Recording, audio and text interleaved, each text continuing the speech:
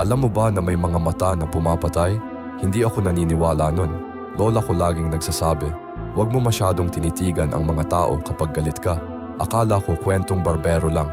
Pero napansin ko kapag may away, walang nakakatingin sa mata ni Lola. Lahat nakayuko. Isang araw, nag-away si Lola sa kapitbahay namin. Sigaw dito, sigaw doon. Tapos biglang tinitigan ni Lola ng matiim yung lalaki. Walang salita. Nakakatatakot yung tingin niya. Kinabukasan, nasunog yung tindahan ng kapitbahay. Isang linggo na aksidente yung anak niya. Isang buwan, namatay yung asawa niya. Lahat ng kamalasan, simula nung tinitigan siya ni Lola. Naghanap ako ng mga lumang litrato. Nakita ko, lahat ng babae sa pamilya namin, pareho yung mata. Matalim, nakakatatakot. Tapos naaalala ko yung kaklase ko na nang away sa akin last week. Tinitigan ko siya ng galit. Ngayon nasa ospital siya at natatakot ako kasi naiintindihan ko na kung ano ako, kung ano kami.